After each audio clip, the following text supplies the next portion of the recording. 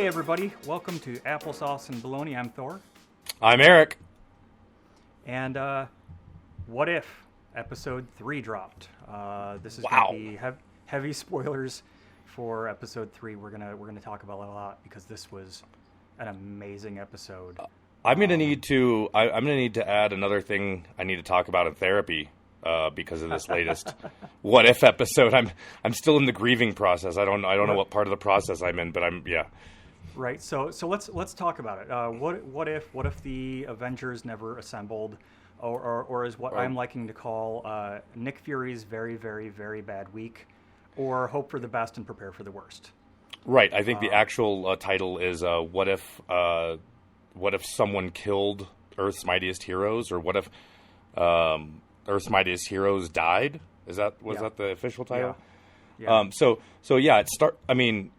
Nick Fury's worst week ever. This one was dark, but this goes back to some of my favorite. We talk about we're old enough that we read the original run of What If comic books, and I'll tell you what, this one was right in line. I see why they had to wait and get people behind some of the more fantastic, fun ones, because it's like, okay, yeah, Steve Rogers, he gets shot and crippled. He's not able to be Captain America. That's a little sad.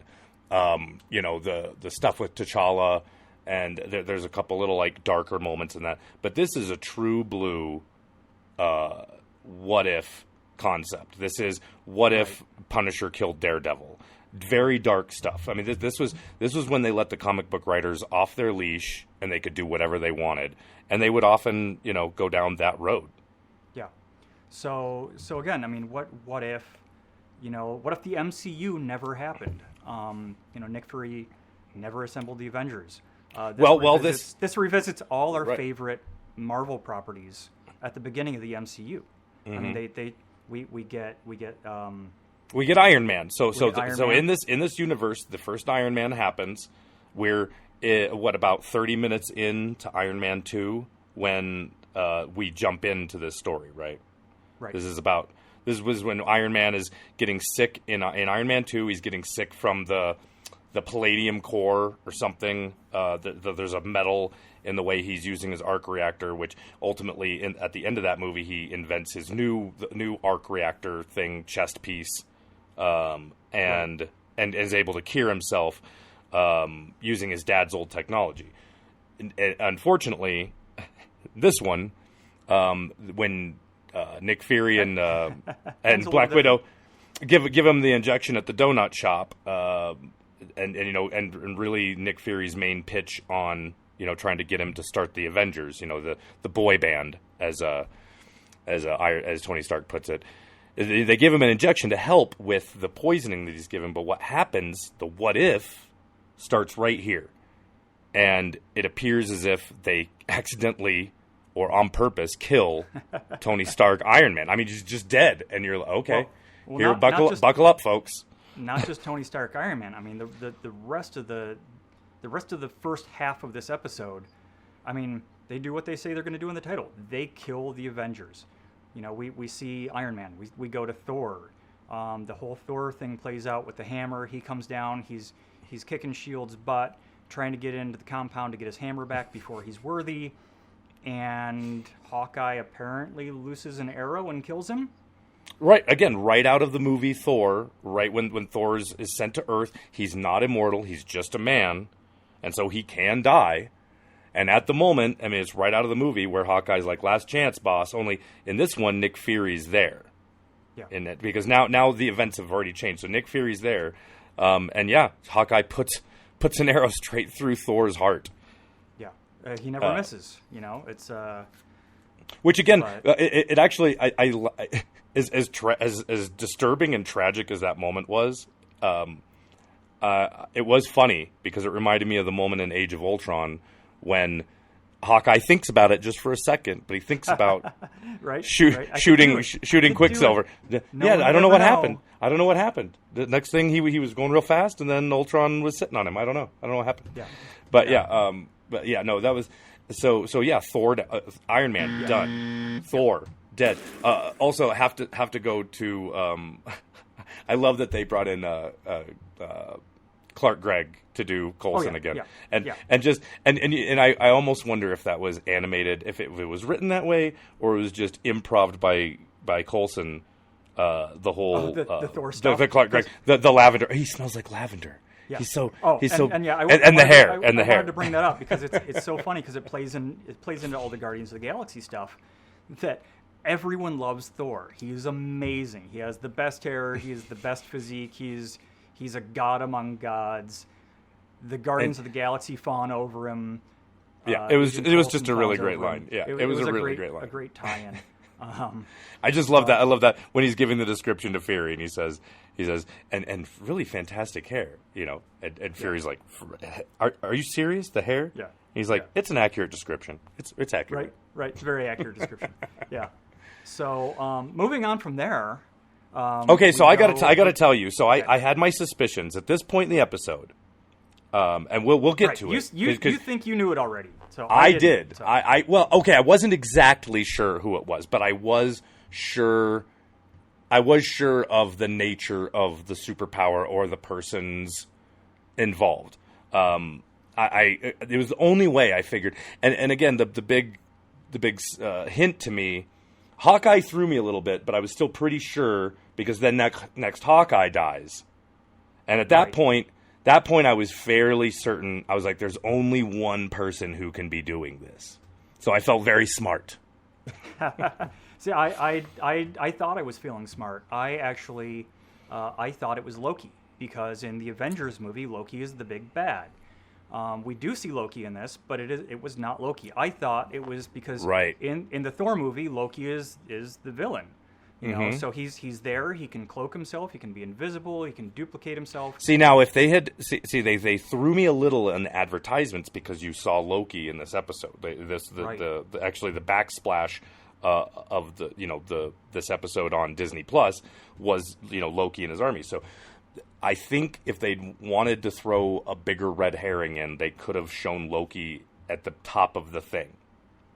At least referenced him to put in my head that it was him, because it was only a fleeting moment where I thought, like, right after Tony Stark died, I'm like, oh, okay, so Loki, like, poisoned it, like, or he's pretending to be Nick Fury or Black Widow, like, with his illusion. But once the second one happened, I was absolutely certain that who the murderers were. But I still didn't know until the very end. Yeah. Which one? But we'll get to that. So Loki.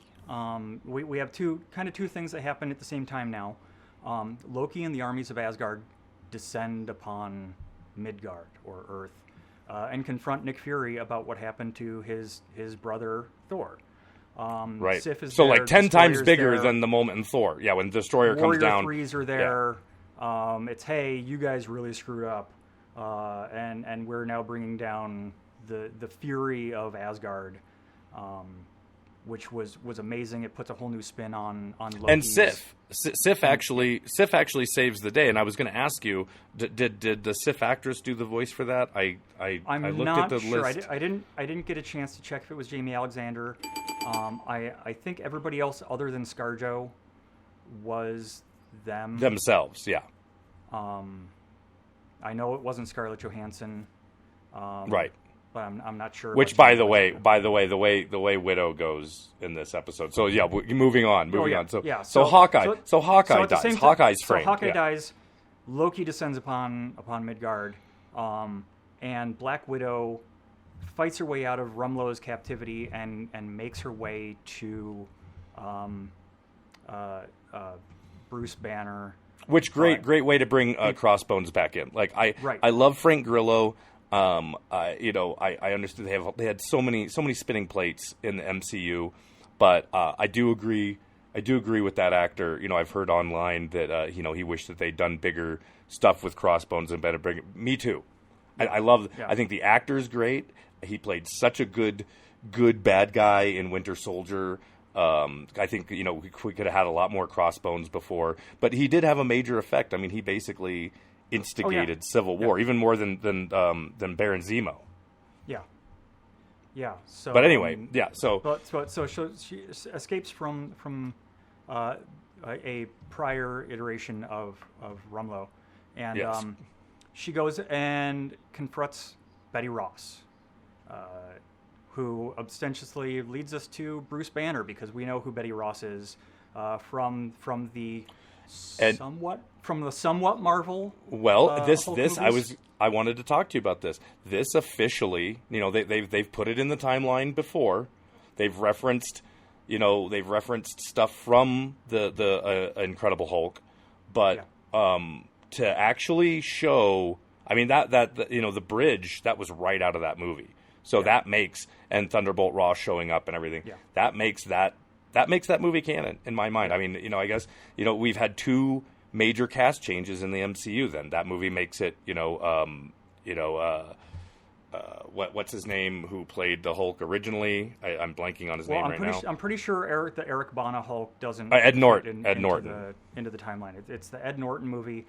The Ed Norton Hulk is.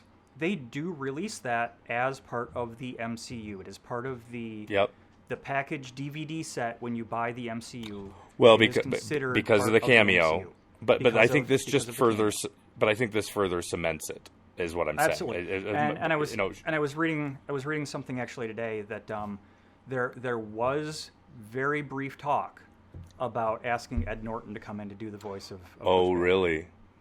Yeah, that would have been interesting, because you could almost believe it was I'm sure the actors are almost the same age, but it's almost at a point in his career where you could. This is what I tell myself, where you could believe that Ed Norton's Hulk is just a younger version of the older Hulk that we then see. Right. It's been like 10 years, basically, like the events of New York or whatever. It's like 10 years later. I mean, I'm sure that's not actually how it is in the timeline. I think it's only a couple of years. I think that Hulk thing happens maybe, like a year or two after Iron Man? Yeah. But before Iron Man 2, or I'm not sure where it falls in there. But, again, we're terrible at doing our homework. But, we try. Again, we do try. Thunderbolt Ross rolls up. We get the Hulk showing up very much in a very similar way that he does on the helicarrier. Black Widow has to get out of the way. Hulk goes on a rampage. Yeah, on her life. But he doesn't respond the same way. Yeah, and then we get a very surprising Hulk ending. Well, see, I was wondering. I see again. This is when I kind of the Hulk thing to me. My theory was. So I will just, because you've seen the episode, or you definitely should have watched the episode before you started watching this. But I knew it had to be Ant-Man technology. I knew it was the Pym particle was involved. I thought it was Hope at first, because she's the one who's infiltrating, and she's the one who's all hell-bent on vengeance. So I thought it was backwards. I thought that he had died. Because Tony Stark... Hank Pym hated Tony Stark, but I couldn't figure out why the other ones. I mean, I really couldn't figure out why the other people were dying. But when the Hulk died the way he did, I was like, the only way you could kill the Hulk is put something in Banner before he changes, and the only person smart enough to know how that gamma radiation thing would do, or do something that could blow up the Hulk, would be Hank Pym. Right. It would be Hank Pym technology. Right. So that's kind of when the Hulk blew up, which was terrifying and horrible. Like it was really gross. Let's just. And it very much called back to the first Hulk movie, the Eric Bana Hulk movie, where he just kept growing and growing and growing and growing, and it's wild, but yeah, Hulk blows up. Yeah, absolutely. Because that moment when, especially in the Incredible Hulk, the Eric Bana Hulk, where they do very much. They do it a little bit in the Incredible Hulk, the second one, but especially in the Eric Bana Hulk, Hulk gets big as he gets angrier and angrier. And what it looks like Hank Pym did, when they go back and they show how he killed everybody, like the 10 little Indians. And then there were none, Mightiest heroes left. They show him attach something to his heart. So I wonder if the way he killed him was he just got the Hulk so angry. Yeah. Like he got his heart beating so fast that he had like a Hulk heart attack. Like it just, the only way you could kill the Hulk was him killing himself with his own heart. Right. Right. Yeah. That's an interesting take on it. Yeah. Yeah, that is But that. but I didn't think about but that. again, I mean, that was probably by far the most out there death of this episode. Like it was just It was. I mean, they were all disturbing. I was sad. Tony Stark going, and kind of. But Yeah. it was kind of funny. But it was like, oh, okay, we're doing this. And then, Yeah. Thor taking it in the heart. That was hard. But it was Yeah. like, well, I mean, it's what it's gonna. These things will happen. Yeah. But But yeah, then- the Hulk one, the look in his eye and everything. I was like, okay, this one's gonna get dark, and it got darker because Yeah. Black Widow's death was straight up rough. Yeah. That it felt like a horror movie. A lot of this episode, and I think we're going to get into it because I know we're going to get a Marvel Zombies. I know we're going to get a Marvel Zombies during this What If. Right. I almost thought we were going to start in this episode because just the way it was happening. I'm like, oh, this is very pre-telling of zombies. I'm straight up scared of the zombie episode that they're going to do on What If now because this one got dark. That one, I think the way that they've plotted these out to prepare you, to even prepare people like us who are familiar with the What If brand, to prepare us for some of the places they're going to go. Because I think we're going to go some wonderful, cool What If places, but also some really dark turns down some dark universes, which again could set up things that hopefully we're going to see in Quantumania, Multiverse of Madness, and No Way Home. But yeah, so Avengers are now dead, and you mentioned hopefully, and we get a reveal of Black Widow saying it's all about hope, which can be taken a lot of ways. Again, But- I thought it was hope, and that did Yeah. get me. I did because I knew it was one. I knew it was Pym particle technology, but who? Yeah. I was right there with you. I thought it was going to be Hope. I'm like, oh, Right. she's revenging her parents and the way that things went, but it turns out no, it's Hank. Well, that's what And- confused me because see, I saw it being all about hope. When right before Black Widow dies, we see her name pop up. We see Coulson, Yep. and I saw Hope Van Dyne. And I'm like, okay, but wait a minute, she's a SHIELD agent. So why would she be unless she's Hydra or something? So Yeah. So very, very dark, very angry Hank Pym, who is now no In the longer Yellow the Jacket. Ant-Man. No, he's longer Yellow the Jacket. Ant-Man. Yeah. Well, I don't know if he is the Yellow Jacket. Yellow Jacket had 2 things that came up. He actually had 4 things. He almost looked like a tick to me. Right. That's what I'm So- saying is it was very inspired by the Yes. Yellow Jacket costume. Yes. This was the weaponized version of the Ant-Man costume that Hank Pym could have built but didn't want to. Right. Which is why the guy, his protege, did it. I thought it was interesting because you see how cracked out, just how like messed up they made Hank Pym look. Because it brought me back to a line from the first Ant-Man movie where, Paul Rudd is, asking him, like, well, why don't you just do it? And he's like, well, I've worn the suit too much. It takes something from you. And I'm curious. Because that has been a theme in the Ant-Man movies, as well as from the comic books. But it does take some. It took something from Ghost. Lawrence Fishburne hung up his Ant-Man suit. Hank Pym doesn't really do it anymore. And so it makes me wonder, like, what about it? What is it that takes its toll on you? Right. Well, it's technically connected to the quantum realm. So whatever happens, whatever happened with Janet Van Dyne in the quantum realm, it could be a somewhat accelerated concept of what happens to you in the quantum realm. Right, good or bad that'll- things. It just changes you Yeah. somehow. Yeah. That'll be interesting to see if we touch on that more in Quantumania. But Right, because they've been teasing us with the quantum. They've been teasing us with the quantum realm, going more and more into it since the first Ant-Man. I feel like this third one, boy, we're gonna get into it. Yeah. So I know you're excited to talk about Spider-Man. Let's finish up. What if? Yes.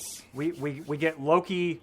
Nick Fury enlists Loki for a spectacular battle with Hank Pym, Which was great. We get to see Loki at the top of his game. We get Loki with glorious purpose.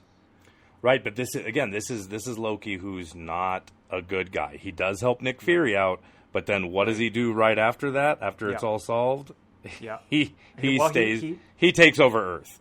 Well, he follows out his grand designs that he was going to do in the Avengers. He makes mankind submit and kneel. They use the line from the Avengers where he talks about it being our natural state, and it's absolutely great. Ending of What If, we get Nick Fury calling... All right, riddle me this. So why, if Loki isn't defeated... So in this episode, Thor dies in the events of Thor, the first Thor movie. So, effectively, does that mean that Loki doesn't hook up with Thanos? So he just wants to take over Earth as one. Right. He just decides to take over Earth. Because he hasn't fallen off the broken rainbow bridge, and maybe he could still be working with Thanos.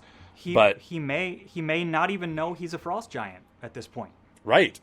Because the events of Thor don't happen. So that's the only last thing I wanted to bring up was I realized in the timing of this Loki, if we do circle back to some of these different, like if we take the hero from these first three, so who's our What If Avengers team right now? Our What If Avengers team is Captain Carter, T'Challa Star-Lord, and Nick Fury, the only Avenger. But he's not the only Avenger. Right. because he calls down Captain Marvel. We get Captain Marvel a lot sooner, and Captain Marvel shows up. And then at the end of the episode, we see Nick Fury on the crashed Hydra ship and Captain America's shield in the ice. Yes. Now, I'm pretty sure it was Captain America. I'm pretty sure it's Captain America Steve Rogers. Mm-hmm. Because Peggy never went into the ice. She went into the wormhole. She went right. But I'm saying if we took if we just plucked, because obviously all these three what ifs happen in different timelines. They're all different timelines. The T'Challa one is different than the Captain Carter one is different than this one. Right. But I have to feel like but they're all building. Yeah. Right, because in the old school Watcher, there were times. Because they've been setting this up, and they have Jeffrey Wright, who's awesome. So there's no reason that they're just going to have him do these intros unless the end episodes aren't. What's his character? What's the Watcher's name? Uatu the Watcher. Uatu. Uatu the Watcher doesn't have to pull a Doctor Strange, Defenders move. And pull all these people, pluck these guys from their individual things and put together this super team. Well, and we talked about it in a previous episode that based on the Nissan commercial, it shows them all together. It shows Star-Lord, T'Challa together. We know in the if you look on IMDb, it says that Chadwick Boseman plays Star-Lord. He also plays T'Challa and other versions of T'Challa. So there's more versions of T'Challa coming. We know that Peggy Carter is going to be back in further episodes of What If. We know we're going to get another Thor episode. So Thor isn't the dead Thor. We're going to get more Thor. And if the commercial is correct, it shows them all together, and it does show Uatu the Watcher in the background. So I'm very excited to see what happens in the later couple episodes of What If. I loved, I know they've tucked him in some of the other episodes, but the ones in this one just looked so ominous. Oh my God, yeah. So good, so beautiful. It was so beautiful. With just him, just hidden in the background and just in the sky or in the clouds or over. Yeah, it was pretty cool. This one definitely gave me chills. This one for sure gave me chills. Loved the What If. It's getting me more and more excited for Multiverse of Madness, Quantumania, and again, what just popped up the other day, and it's be about a week since it popped up, but yeah, Spider-Man. So before we get to Spider-Man, I want to do one more thing since we're talking about Loki. The new rock stars. I saw a video of theirs where they were talking about the What If episodes. Okay.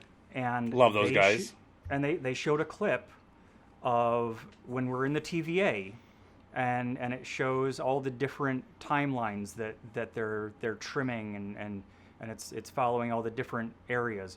It shows the date that Star-Lord was kidnapped, and it says Yondu and Peter Ego. Quill. Yeah. Yondu and Ego kidnapped Boy in Missouri, and then it erases itself, and it erases Missouri, and it replaces Wakanda. Oh, in one of the is it in one of the title scenes? In a Loki episode. In the TVA. That's cool. I haven't seen that one yet. So they're already showing us that the multiverse is happening. We got a glimpse of Star-Lord T'Challa. Wow. In Loki. Also Loki, the second half of the Loki soundtrack dropped a couple weeks back. I've been digging the soundtrack so much. I've been listening to it pretty much everywhere I go. It is really good. It's my favorite thing to listen to now. It is very good. But Spider-Man. Yes, finally. Yes, Spider-Man. Hello, Peter.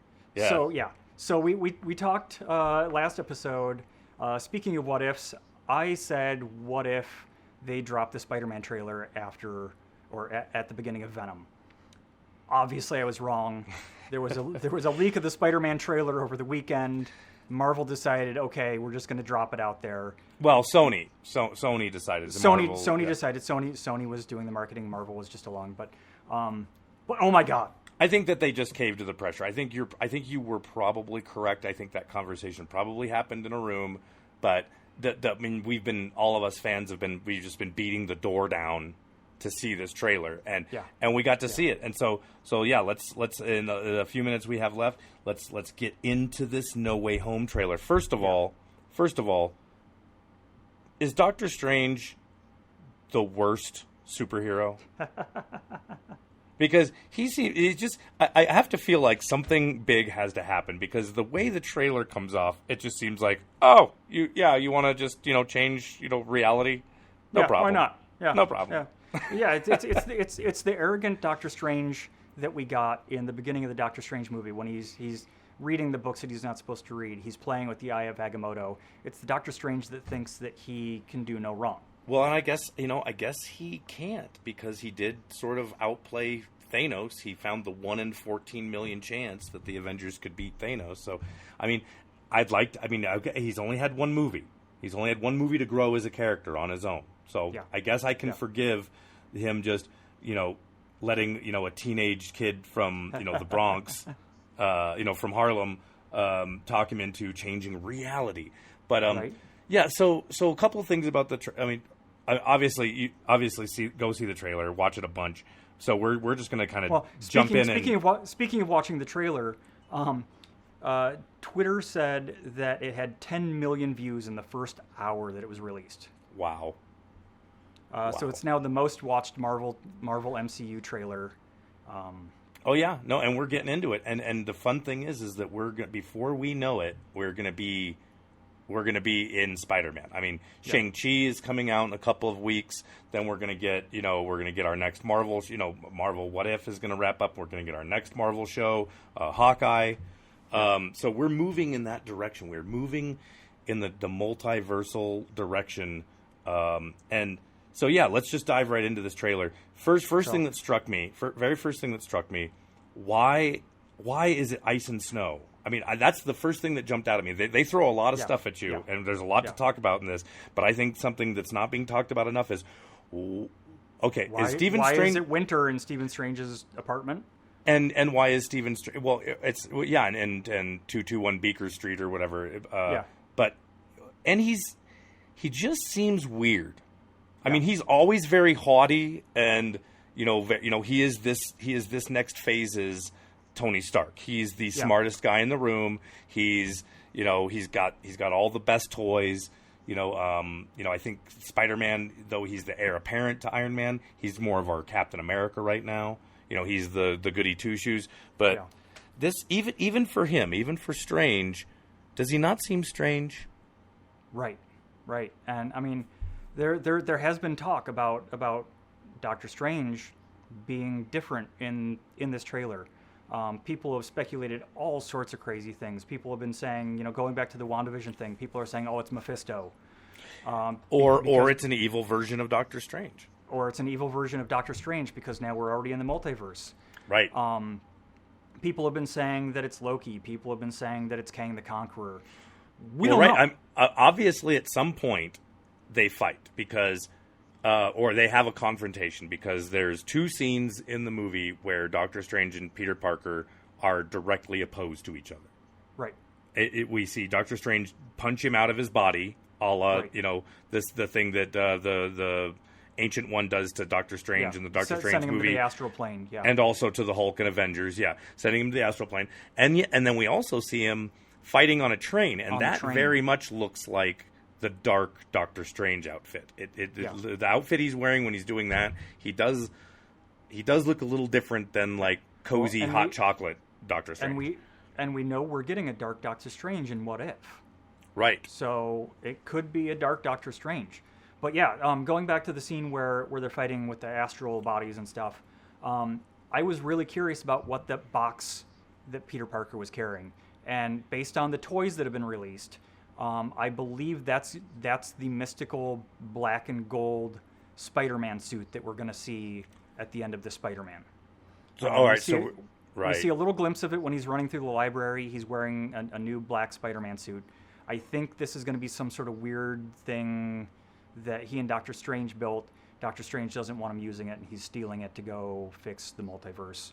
Well, what if that's how they connect it to Venom? What if it's the symbiote? What if, like, in a future version or an alternate version of, because if they're bringing in Doc Ock, then who's to say that the symbiote from that it doesn't exist, and the symbiote from the new Venom movie exists? There could be an in between. They could do something right out of the comics that's more true to the comics for this. With Spider-Man in his black suit, which got me laughing about it because if the rumors are true and Tobey Maguire and Andrew Garfield are in this movie, which I think all things point to yes. Well, I saw something on the internet. Okay. Let me finish. If they are in it, it's going to be really funny for Tobey Maguire Peter Parker to show up and have this Peter Parker in a black suit because he's already faced Venom. Well, or has he? See, because we don't know when we're getting these. When. Yeah. We don't know when, or even if these are the same exact versions of Spider-Man. I think that it's kind of like what they've said they might do with the Marvel TV show characters, or that they might bring the actor who played the character in, and they might play that character, but they might not necessarily be playing the iteration of. And I think that's something everybody's sort of assuming. When I hear people talk about this, that I don't think that we should assume. I don't think we should assume just because we're seeing Alfred Molina's Doc Ock. This might not be a Doc Ock even from within a timeline of one of those 3 movies. This could just be a Doc Ock and a Tobey Maguire or a Andrew Garfield Spider-Man from an offshoot of that. And that allows those movies to exist because and I agree with a lot of the stuff I've read and heard people talk about on the internet about not wanting to ruin the canon, that bringing Alfred Molina in will ruin the canon because how could he just pop back to his time and then still be evil or not, have any prior other knowledge of Spider-Man and then just go on and die at the end of Spider-Man 2. Well, the thing is we don't know how it's going to happen. Is that he's not necessarily that Alfred Molina. He's not, or he's not that version of the Green Goblin. It's just but it is cool for us to believe that it is an iteration of that Green Goblin. But I don't think Marvel's going to get. I think they've got enough spinning plates with all this multiverse thing than worrying about other people's properties. And we're talking Fox and Sony. Past properties, from 20 years ago. Like, would we all love to see Hugh Jackman play Wolverine at some point in the MCU? Absolutely. Do they still need to recast another Wolverine? Sure. But that's the great thing about this whole multiverse thing is they can have their cake and eat it too because they're pulling one cake from one universe and one cake from another one. Yeah. Yeah. So you mentioned it. We get Doc Ock. We're getting Green Goblin. There's somebody pulled a screenshot during Peter Parker fighting in a bedroom that it looks like either Venom or the Sandman is coming through the window. Oh. We're going to have Electro. They show the electricity hitting the city. So we have confirmed four out of the Sinister Six are in this movie. So right. Well, and what if they brought in? I would love it if they brought in. Oh gosh, I'm the worst today. What's the actor's name who played Rhino in the very end scene of Amazing Spider-Man? That famous actor. Oh my gosh. Yeah. Paul Giamatti. Yeah, Paul Giamatti as the Rhino would be great. But yeah, no, they could do it. I think they could do it. I think they should. I think it's a foregone conclusion. That we're probably, if we're getting all those old villains from those movies, we're probably going to get Tobey Maguire and Andrew Garfield, which is amazing. Because especially Andrew Garfield deserves another shot in the Spidey suit. He really it was not his fault that the third Spider-Man movie of that franchise got made. Right. So we've yet to see any hide nor hair of Matt Cox for playing Daredevil. Well, now I did go down a rabbit hole the other day. There's a bunch of people saying that the person who throws the books and the files down on the table, everybody really wants that to be him because he has a white shirt and a black tie. It's not enough for me, but I would love Charlie Cox to come back and at least show up just as a lawyer. He doesn't even have to put on the suit, but it would be great.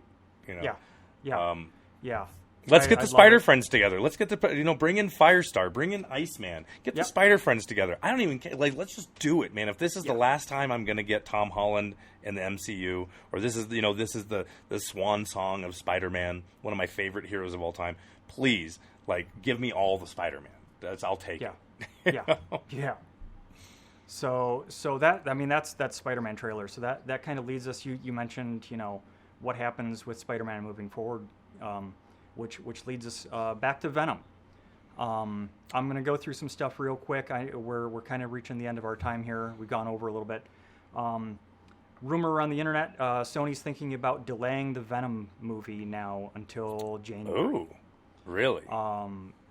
Thus displacing the Blade movie and moving that back even further. So we might not be getting Venom this year anymore, which is kind of upsetting. I was actually really looking forward to it. Yeah, I was getting more and more excited about it, hearing that Woody Harrelson, I guess, is going to be Carnage. Is that correct? Yes. Yeah, okay, I'll watch that. Yeah. So, depressing that's going to happen. Hopefully that won't happen. I'm excited for that. A little bit of what if going on with Black Widow. Marvel released some not used footage of an alternate ending for the Black Widow movie. Ooh. Black Widow shows up back at her home, where she grew up with her family, and it shows a bunch of kids running around, and they're pretending to be the Avengers. There's a kid running around with a shield. There's a kid running around pretending to be the Hulk. He's dressed all in green. And Natasha interacts with a little girl wearing crayons taped to her wrist to be the Black Widow. So just a little bit different spin on what could have been at the end of Black Widow. Okay. Obviously, we had some news on Secret Wars. The concept is that Chloe Bennett and Elizabeth Henstridge are going to be in Secret Wars. This all stems from Chloe Bennett pulling herself out of the Powerpuff Girls show, and Elizabeth Henstridge made a tweet talking about how she was having to delay her housemaking plans because she just moved into a new house with her husband. Okay. So people are thinking that the multiverse in action, we could be seeing some of the Agents of S.H.I.E.L.D. in Secret Wars. I love Chloe Bennett. The cast of it had a rough ride. There was seasons I loved and seasons I just couldn't wrap my head around with S.H.I.E.L.D., Agents of S.H.I.E.L.D. But yeah, would love it if anybody's earned her place in the MCU, it's definitely her. And some of the Agents of S.H.I.E.L.D. people, and that's Fitzsimmons, right? Or Simmons? Yes. Simmons. It's Simmons. Yeah. Simmons. Talk a little bit about Eternals. I don't want to spend too much time on this. We are going over. the convergence. The eternal episode, because 1,000 years ago we started today's podcast, so, and now the energy has been released to talk about it. So I want to think they show a convergence in the trailer. They show this thing falling down to Earth. I want to think that's when the Inhumans or the mutants are created. I'm hoping for it. I don't think it's going to be it. That's what I'm going for in the Eternals trailer. Well, see, I think the mutant gene. I think that low key radiation. Again, this like a lot of people have talked about on the internet, and is in the comic books, is the low key radiation from the Infinity Stones, or an Eternal being buried in Earth and having to be gestated here over 1,000 years or whatever, and then the snap, just like they explained in the trailer. That energy could, just like it activates this Eternal, could activate the mutant gene. And so, yeah, you could have exceptional mutants like Wolverine or Magneto that, their gene activated due to whatever prior to this. But that would explain why we're not seeing a bunch of mutants. Like, we're going to have our Wolverine, we'll have Professor X, we'll have Magneto, we'll have some of that, but they'll be a real secretive group. But then we're going to have mutants everywhere, I think, post Eternals. But I think you are right. I think that theory that people are floating out there is absolutely straight on. Between that and WandaVision, where they reveal that she had abilities before her contact with the Soul Stone. Yeah. So again, just to wrap up, coming up, She-Hulk just wrapped its filming. Awesome. Someone posted a picture of the wrap shirt that shows She-Hulk and the Hulk sitting at Bruce's bar on a beach. It's kind of a cute T-shirt. That's cool. Wakanda Forever. Dominic Thorne, who will be playing Ironheart, has been seen on set of Black Panther 2. So we're going to start seeing the Young Avengers show up. Leetta Wright has also had an accident. She was in the hospital due to a stunt. They say it's not going to slow down production, but Black Panther 2 is on its way. But we still don't know. We still don't know who's going to be Black Panther 2. We still don't know. Like, who's going to be the new Black Panther? Like, how are they going to... You and I have our theory about that. We think it's going to be Shuri. Shuri. Yeah. Shuri. Yeah. Shuri's my phone. Siri's on your phone. Shuri is... Yes. Shuri, his sister, his younger sister, right? That's because she's done it in the comics. But it could also be... And, she has a lot more screen time, with Falcon Winter Soldier, is the head of the bodyguard, who we've also seen in What If.